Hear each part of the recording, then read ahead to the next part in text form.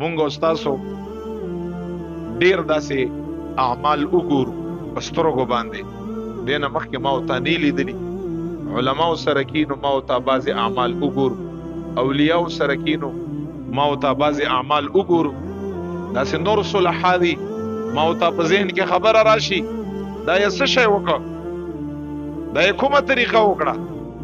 بس ډایرکټ یو ملګري سره ما او تا ناست دي او هغه پورې دوه په دوه باندې خندا شروع کړو چې دا وګوره خلک وایي چې دا پاکان دي او دا اولیاء دي او دا صلحا دي، او دې سره په صحبت کې په ناسته باندې انسان باطن صفا کږي او انسان ته علم تصوف میلاوږي، انسان ته رب کائنات میلاوږي.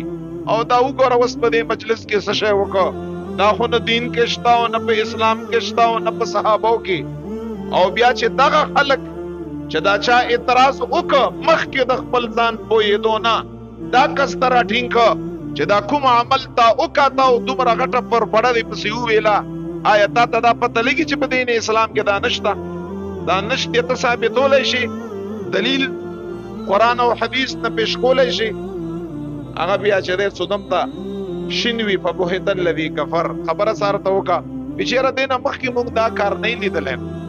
هغه هم ته ستا غلطي ده چې ستا یو کار نه لیدلی، دا د دې خبرې دلیل خو نه دی دا کار شته نه. خپل ځان اصلاح وکړه. ډېر داسې کارونه دي چې ما او تا نه لیدلي او په دین اسلام کې څه دي موجود دي. دا خو زما او ستا دین سره لګن کم دی، محبت مو کم دی.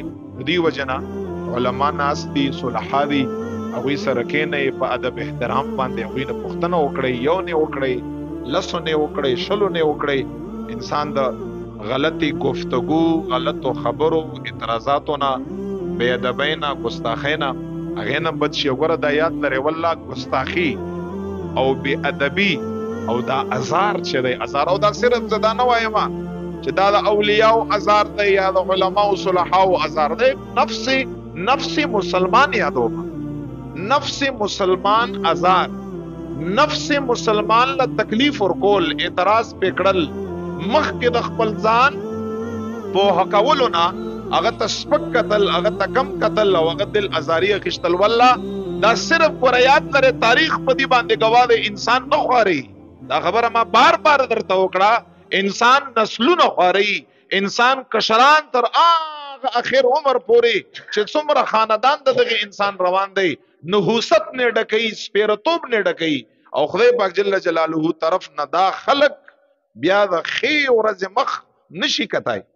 دومره سخته خبرې ده. نو بیا چې د یو عام مسلمان دا شان دی، نو بیا د اولیاو صلحاو پاکانو هغوی په محفل کې د علماو ډیر احتیاط